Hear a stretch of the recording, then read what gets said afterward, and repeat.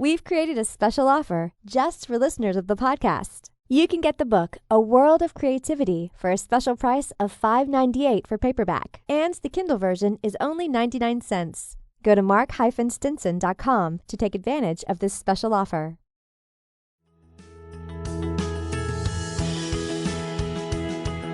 Tap into your most original thinking.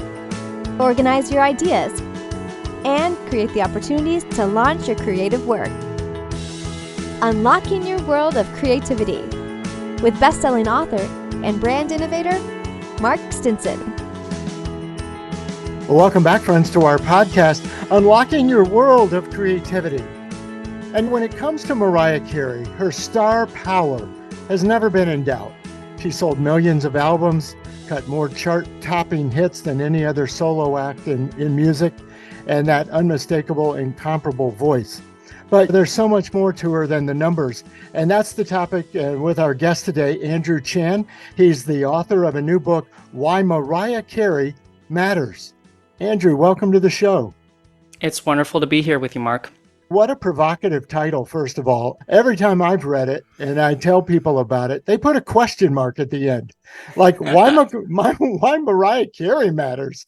But I think it really is a definitive statement that you're trying to make in this book. And let's just start right there. Despite her celebrity, maybe her musicianship or her influence haven't been fully appreciated. Why do you think Mariah Carey should matter more?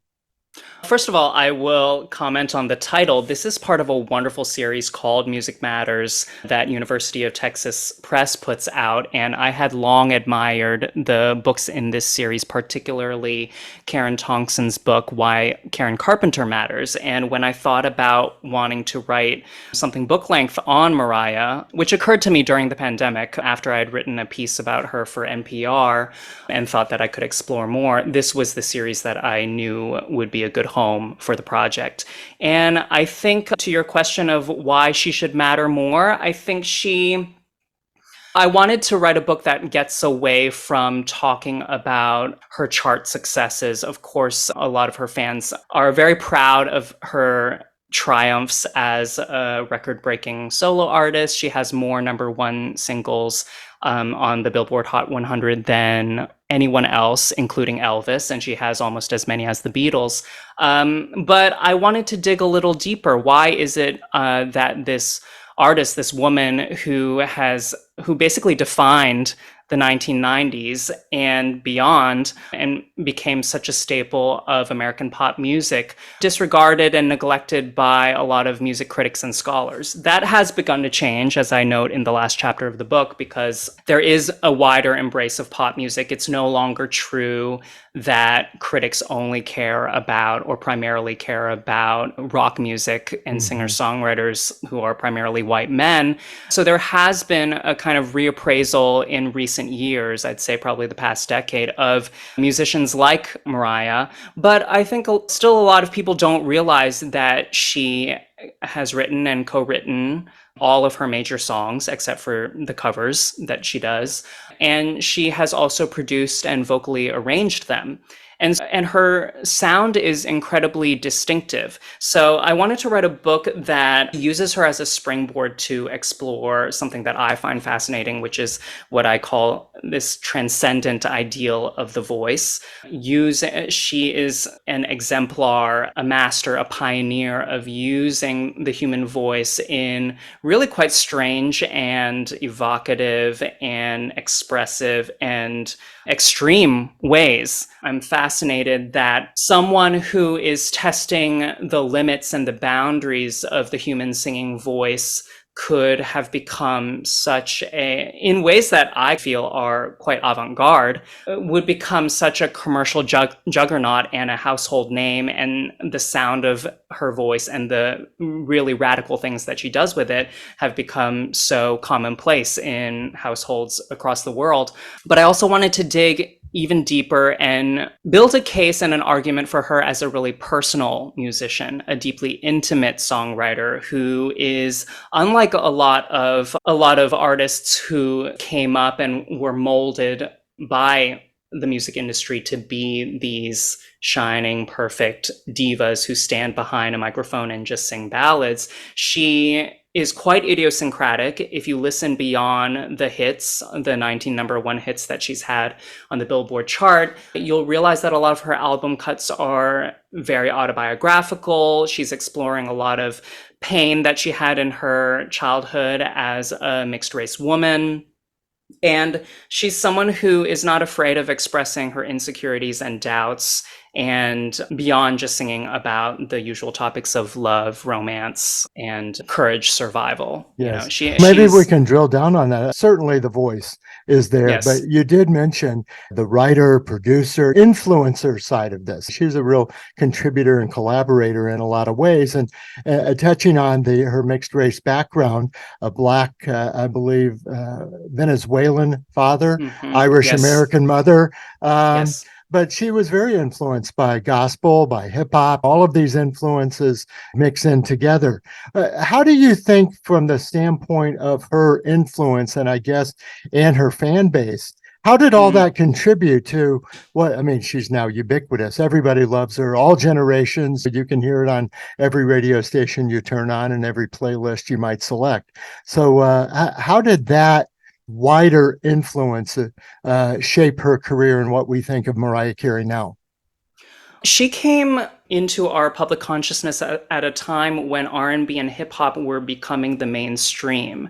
So her career starts in 1990, and hip hop is becoming a real major force in the music industry in a way that at first was dismissed by a lot of the gatekeepers in that industry. But for the first, I'd say, 4 or 5 years of her career, she was sort of molded by Tommy Mottola, her husband and the head of Sony Music, her record label, to be an adult contemporary artist, which is code phrase for music that appeals to a certain subset of white women. And it's, even if it has R&B stylings within it, it's coded as very mainstream and white suburban friendly music. The kind of music that you would hear on a show like Delilah, for instance, if you remember that show. Absolutely. And all these years later, I've come to embrace that music. It's no longer necessarily bad music. It's a kind of music that was very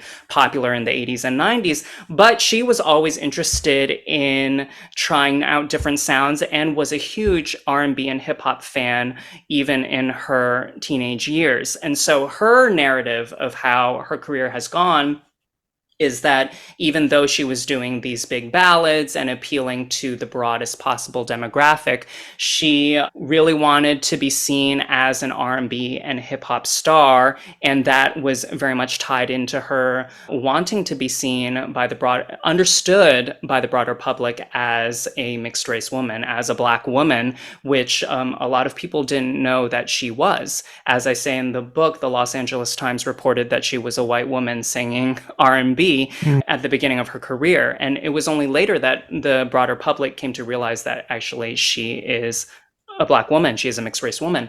But it is fascinating how, because of her massive stardom, she is able to bring a lot of the sounds of R&B and hip hop that in previous years had been relegated to what was called the urban charts into global awareness. And of course, I'm not saying that she is the first person to do this.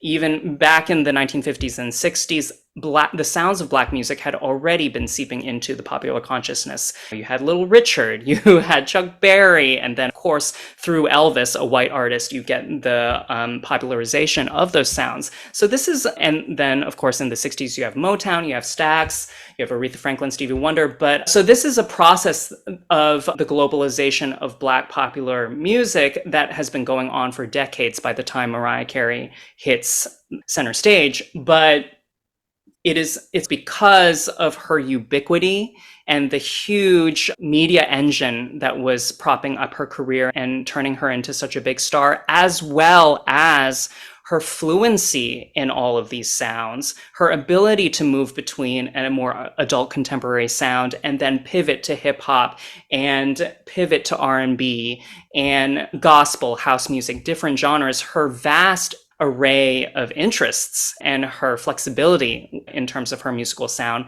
that made her sort of a conduit for the globalization of these sounds. Yes. And you mentioned these other artists, and certainly every artist acknowledges their influences, but the comparisons really did set some of these artists off. It's one thing to say I was influenced by an artist, but to say, how do you feel about being compared to Whitney Houston, Celine Dion, or Diana Ross? And you mentioned Aretha Franklin. Yes. I watched an interview with Whitney Houston. It's like, how do you feel about sounding like Mariah Carey? I don't sound like Mariah Carey. I sound like Whitney Houston.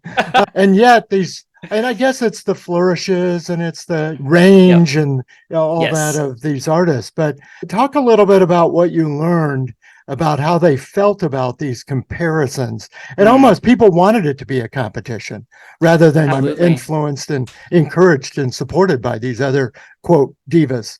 It's fascinating because the 90s really became a time when Black women came to the fore in R&B and pop music. You didn't just have Whitney and Mariah, you had Toni Braxton, you had En Vogue, you had SWV, you had Brandy, Mary J. Blige. It was a real flourishing of a certain kind of Black women's R&B singing and the style and aesthetic that comes with it. So it's very weird to look back and realize that the media, the studios wanted to pit these superstars against each other when really their sounds are not interchangeable. They don't even really sound alike, although they are all using the same kind of vocal aesthetics, the language of R&B, the musical language of R&B music and gospel music off of which it is based. But it's interesting if you were to go, of course it must have been very irritating for Mariah to constantly be compared to Whitney, because Whitney, a glorious, phenomenal, one of the greatest singers of all time, did not write her own songs, whereas Mariah Carey, from the very beginning, was co-writing all of her work and co-producing. And so this is something that, as much as she professes to respect Whitney and to have been influenced by her, this is a distinction that you will hear her make often when she's interviewed and asked about Whitney. But if you were to go to listen to the duet that Whitney and Mariah recorded, finally in the late 90s, I'm forgetting the year, but I think it's 98, probably, When You Believe, for the movie Prince of Egypt. Movie soundtrack, Yes, you will hear the very stark differences in their vocal style. And I want to say, and I don't get too deep with this in the book, but my feeling is that Mariah just got so sick of being compared to these other singers that it pushed her to develop a vocal style and aesthetic that really is incomparable and does not sound like anyone else. What I talk about in terms of the evolution of her vocal sound, especially in the mid-90s, when she starts to use breathier tones, when she starts to sing much more rhythmically and in the cadences of a rapper, when she starts to float between the breathy register, wispy register of her voice into the belting and the more resonant, powerful notes, and into her whistle register, which is the very topmost part of her range. The way she blends these different textures and timbres and parts of her voice is really unlike anything that other powerhouse divas were doing, including Whitney. And that's not to say one singer is better than another, but I will say that Mariah developed a style and a sound that was distinctly her own. Very good. Andrew, we've been talking about the book, we've been talking about the artist, but why don't we delve into the book a little bit and begin by maybe having you read an excerpt if you have a favorite passage or two. Sure. I will just read the beginning few paragraphs of the book from the first chapter. When I was a child, I had a dream about living inside a singer's voice box. I couldn't explain this surreal vision, but I think it was a way of getting my head around something that's obvious to me now, that the singing that moves me most deeply, the kind that could make me cry even when I was too young to understand the words being sung, engages far more than just my ears. Singers are always working, intentionally or not, at the level of texture and shape, which means that the sensations they evoke in us are not simply oral, but tactile. A few seconds into a performance, I might feel as if I've been caressed by a breeze, or wrapped in velvet, or sliced open by a surgeon's blade. True virtuosos are aware of this power and are never content to just be heard. They create sonic environments and bid us enter with our whole bodies. The most ambitious among them treat the voice as a kind of palace, each note a room to be inhabited, each timbral effect a surface inviting us to touch. Thank you. Thanks for sharing that. Listeners, my guest is Andrew Chan. He's an author of a new book called Why Mariah Carey Matters. He's also written regularly about music, film, and books for people like the Criterion Collection, Film Comment, NPR, The New Yorker, and Reverse Shot. Andrew, now that we've talked about Mariah Carey, I'd like to get into the craftsmanship of the book a little bit.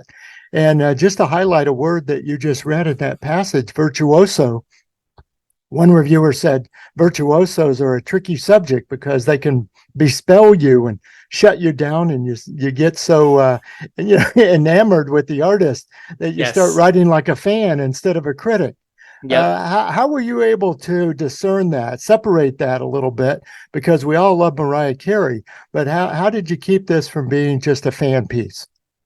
I love that quote from, or that blurb from Ben Ratliff, who is one of my favorite music critics. So I was really honored that he said that. Was really conscious of that from the very beginning, even turning in the proposal for the book to the very end, revising the book. I did not want this to just be a it is a love letter. It's supposed to be a love letter. Everything, even the more critical passages in the book, are written with love. But I wanted to take her seriously as a musician.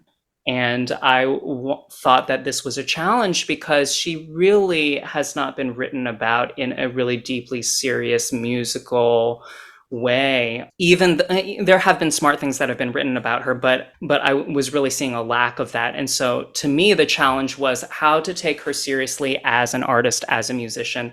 And with that comes a certain level of distance that you need in terms of your critical analysis. And I was also interested in using the writing of this book as an opportunity to fill in some gaps in my own knowledge. I wanted to learn about house music, which I didn't know a lot about. I wanted to enhance my knowledge of gospel and R&B history and hip hop. And I was interested in the milieu and the history that surrounds this artist and what it was that made her, what was in the environment that made it possible for her to be the artist that she was. What were the influences that she was soaking up?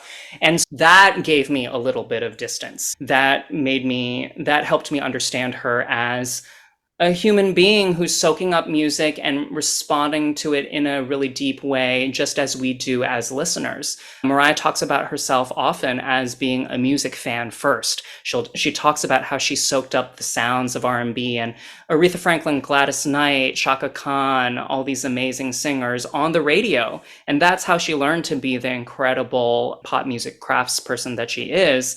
And so I think the challenge to not write about a virtuoso with just pure reverence and adoration can be met with the kind of seriousness and critical distance that comes with realizing that virtuosos are not just born and they don't just happen overnight. They don't just materialize out of thin air. They are soaking up the influences and learning from the culture and the history that has preceded them. Yes. And that is part of what interested me and part of what fueled the project. And you talked about what else you wanted to learn. I think people might be surprised. There are pages of references at the end of this book.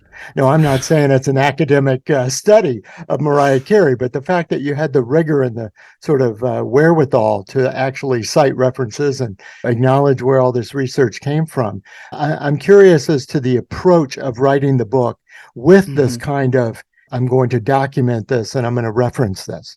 Yes, I am not a scholar by training. I did get a master's in cinema studies, so academia is not foreign to me, but I am a critic by trade. I don't even write primarily about music. My day job is in the film world. And so I really, as a freelance arts critic, I write about what I care about. And it doesn't matter to me whether poetry or a novel or a great art house film or pop music. But I knew that this was something different. I'm used to writing in the essay form, 1,000 to 3,000 words. A book is very different. You have to sustain a certain level of engagement and seriousness and fun on top of that for several more pages, so many more pages. So I really took that as a challenge, and I didn't want the citations and the scholarly research aspect of it to overwhelm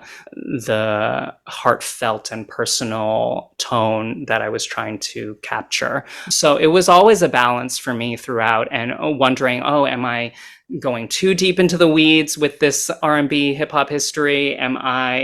Is this something that's for a separate book? So to me, I want to speak to general readers. I want to speak to readers who might not even care or think they care about Mariah Carey, because to me, this book uses her as a launching pad to talk about things that most of us care about, which is our relationship to music. Why does it move us? Why does it feel so healing and sometimes wounding? Why does it take us to another place? So I was really using her as the jumping off point to explore those ideas. Maybe this is a good place to double back. At the outset, we were talking about how this book is a part of a whole series of Music Matters. Sinead O'Connor, you mentioned Karen Carpenter, some real artists that you say why they matter. I was curious, as a writer, any special considerations or extra pressure or expectations that you say, this is going to be part of a whole series? Was there a style expectation, or even just the weightiness of the topic? How did you have to approach it as a part of a series?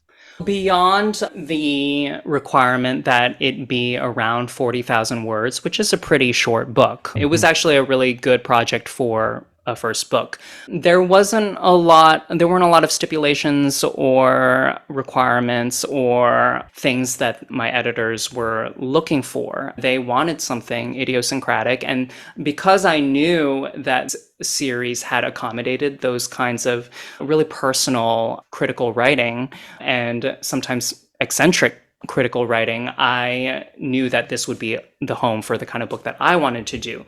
And I'm not saying my book is nowhere near as idiosyncratic and autobiographical and memoiristic as Karen Carpenter book, but I knew that I wanted to be very intimate, and I wanted there to be room for personal writing. Because why does Mariah Carey matter? She matters because she speaks deeply and intimately to each of her listeners. And I realized, as objective and distanced as I wanted to be in my writing, I realized that there was no way that I could write this book without bringing myself a little bit into the conversation.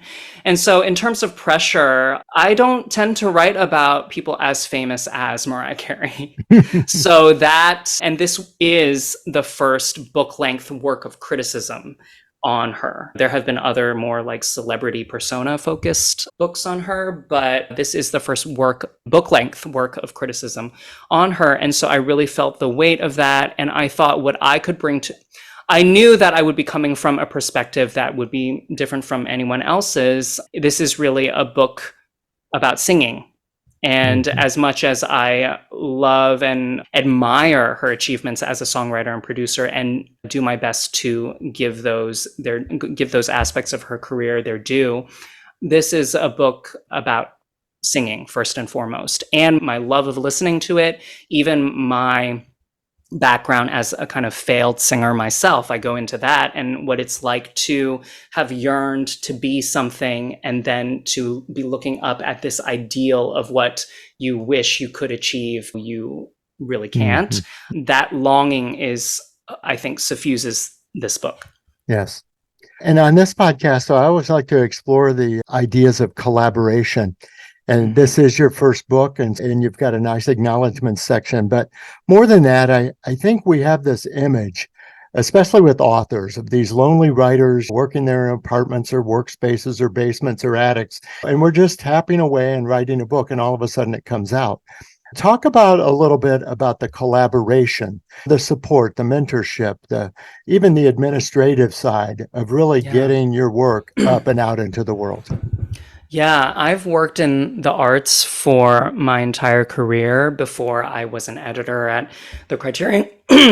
Before I was an editor at the Criterion Collection, I was working in marketing at a film department in a performing arts venue called BAM in Brooklyn. And so I know what it takes I know that it requires a team of really dedicated people to put out any kind of creative project. And I was really well supported at a University of Texas Press. I was just communicating with the publicist there, Joel, and my editors were wonderful and so supportive. But the collaboration even goes down to the books that I read to prepare for the book. I really saw this as, I didn't want to give the impression that I was the first person to write about Mariah Carey, because that simply isn't. I'm not the first person to explore R&B and house music and gospel. I want to draw on the voices, the pioneering critical voices who have documented and engaged with this music. And also, as an Asian American writer, I wanted to draw specifically on the wealth of